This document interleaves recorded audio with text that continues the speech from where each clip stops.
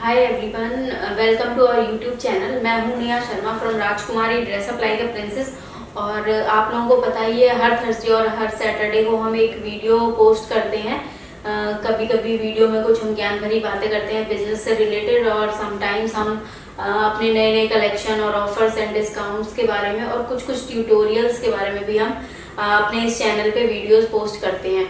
तो आज का जो टॉपिक है वो है challenges for women entrepreneurs in India.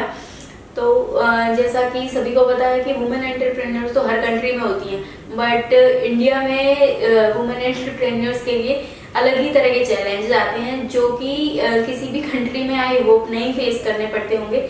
तो उसी तरह के कुछ चैलेंजेस के बारे में मैं आज डिस्कस करना चाहूँगी, जो कि मैंने खुद अपनी लाइफ में फेस किए हैं। तो सबसे पहला जो चैलेंज है वो होता है कि हाउस होल्ड जॉब्स, जैसे कि घर से रिलेटेड जितने भी काम हैं, इंडिया में यही मेंटालिटी है कि वो सारे काम तो लड़कियों के ही होते हैं और लड़कियां ही उन्हें मतलब अच्छे से कर सकती हैं। जैसे कि फॉर एग्जांपल खाना बनाना है, झाड़ू पोछा करना, ये सारी चीज़ें। तो जबकि ये सारे काम मेड से भी करवाए जा सकते हैं और लड़के भी कर सकते हैं। ऐसा नहीं है कि सिर्फ लड़कियां ही इसमें एक्सपर्ट होती हैं, वही कर सकती हैं, कोई भी कर सकता है। बट बचपन से जो हमारे माइंड को ट्रेन किया जाता है वो इसी तरह से करा जाता है कि ये काम तो लड़कियों का है। तो ये चीज़ों को मैनेज करने के लिए हम लोग उतना टाइम जनरली अपने बिजनेस पे नहीं दे पाते जितना कि एक लड़का दे सकता है। तो मैं तो रेगुलरली ये चीज़ों को फेस करती हूँ, और मैं मतलब कि काफ़ी ज़्यादा हस्बैंड मेरे सपोर्टिव हैं। तो घर की चीज़ों को मैनेज करने के लिए हमने मेड लगा रखी है ताकि हम बिजनेस पे ज़्यादा फोकस कर पाएँ। बट और भी जो भी मतलब कई सारी ऐसी लेडीज़ हैं, कई सारी ऐसी महिलाएं हैं जो अपने घर से कुछ काम करती हैं, बट जो उनका घर के काम है उनमें कोई भी डिस्टरबेंस नहीं आना चाहिए। चाहे उनके बिजनेस में कितना भी इम्पैक्ट आ जाए, वो लोगों को मैटर बिल्कुल नहीं करता। जैसे कि बच्चा संभालना है, तो अगर वो अपना काम करना चाहती है, कई सारी मेरी फ्रेंड्स हैं, मेरे रिलेटिव्स हैं जो कि अपना घर से भी कुछ करते हैं, तो उनके लिए ये बहुत बड़ा चैलेंज होता है कि बच्चे को भी संभालना है और फिर उसके बाद बच्चे के रूटीन में कोई भी डिस्टरबेंस नहीं आनी चाहिए। चाहे तुम्हारे बिजनेस पे कितना भी बड़ा इम्पैक्ट आ जाए, वो किसी के लिए भी मैटर नहीं करता। भले ही आप छोटा काम कर रहे हैं, लेकिन काम तो इम्पोर्टेंट है ही सभी के लिए। पर ये चीज़ें कोई भी नहीं समझता, स्पेशली जो इन लॉज होते हैं इंडिया में, उनकी मेंटलिटी बिल्कुल भी इस चीज़ को सपोर्ट नहीं करती है कि मैं अपना एक एग्जांपल बताती हूँ। मेरी 3 साल की बेटी है और मैं उसको फुल डे डे केयर में छोड़ के मैं ऑफिस आती हूँ। 9 to 6 वो डे केयर में रहती है और बहुत अच्छे से रहती है। मतलब डे केयर में सारी फैसिलिटीज होती हैं, जितनी फैसिलिटीज हम घर में नहीं दे सकते उससे ज़्यादा फैसिलिटीज होती हैं।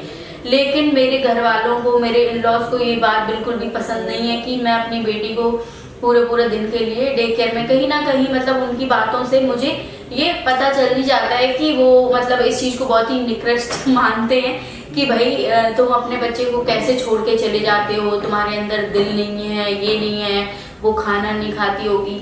भले ही वो आपकी हेल्प ना करे, लेकिन बातें सुनाने के लिए सभी लोग प्रेजेंट होते हैं। और अगर बच्चे को लेना है, बच्चे का डे केयर 6 बजे खत्म हो जाता है, तो मेरा ही पहली रिस्पॉन्सिबिलिटी बनती है कि मैं उसको जाके लूँ। पर मेरे हस्बैंड अपना काम नहीं रोक सकते, क्योंकि सभी के मतलब सभी का ऐसा मानना है कि उनका काम बहुत ज़रूरी है, मेरा थोड़ा सेकेंडरी आ जाता है। और ऐसा हर लड़की के साथ होता है। बहुत ही छोटी सी बात है ये, लेकिन यही सोसाइटी के डिफरेंस को शो करती है।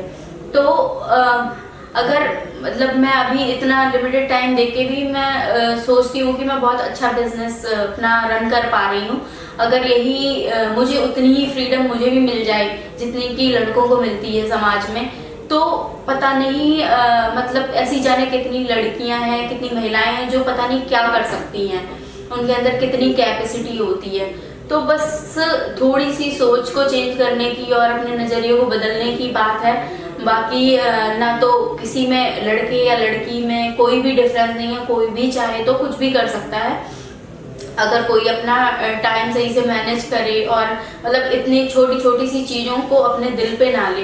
जैसे कि मेरे सामने भी कई बार ऐसी बातें आती हैं, बट मैं उन्हें इग्नोर करती हूँ क्योंकि मुझे लगता है कि ये चीज़ें मैटर नहीं करती मेरे लिए। मुझे अपने मतलब काम से ज़्यादा मतलब रहता है, और लोग क्या कह रहे हैं मेरे बारे में या मेरी फैमिली के बारे में, या मैं कैसे घर चला रही हूँ, कैसे मैं बिजनेस चला रही हूँ, इसके बारे में लोग क्या सोच रहे हैं, क्या बोल रहे हैं, मैं उन चीज़ों पे इतना ध्यान नहीं देती हूँ। उनको इग्नोर करके मैं सिर्फ अपने बिजनेस पे ही कंसंट्रेट करती हूँ, ताकि क्योंकि एक दिन जब चीज़ें मेरे अकॉर्डिंग हो जाएंगी तब सबको खुद ही दिख जाएगा, और उन्हें जवाब देने से कोई भी मतलब नहीं होता है। मतलब किसी को आपका काम ही जवाब देता है एक टाइम के बाद। तो कुछ चीज़ों को वक्त पे छोड़ देना चाहिए और अपने काम पे फोकस करके आगे बढ़िए।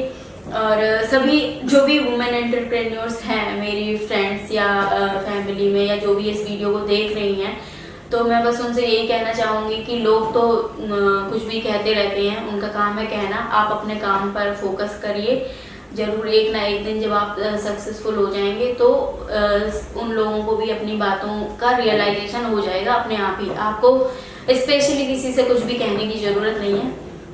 तो इस वीडियो के माध्यम से मैं बस सभी को यही मैसेज देना चाहूँगी, अगर कोई मतलब इन लॉज या कोई भी देख रहे हैं इस वीडियो को, तो उन्हें अपने बहू के या अपनी बेटी के भी काम को उतना ही इम्पोर्टेंस देना चाहिए जितना कि अपने बेटे के काम को देते हैं। तो अगर समाज में इक्वलिटी लानी है तो सबसे पहले अपनी थिंकिंग को चेंज करना पड़ेगा, और तभी ये चीज़ें सक्सेसफुल हो सकती हैं, और लोग महिलाएं भी आगे तरक्की कर सकती हैं, कुछ भी कर सकती हैं, बिजनेस कर सकते हैं, कुछ भी कर सकते हैं। तो thank you for watching my video. I hope आप लोगों की सोचने के तरीके में, आपके नज़रिए में कुछ ना कुछ बदलाव जरूर आएगा ऐसा वीडियो देखने के बाद। और इसी तरह से सपोर्ट करते रहिए हमारे चैनल को, लाइक करिए हमारे वीडियोस को, और शेयर करिए अपने दोस्तों के साथ, अपने फैमिली मेम्बर्स के साथ। और थैंक यू फॉर वॉचिंग।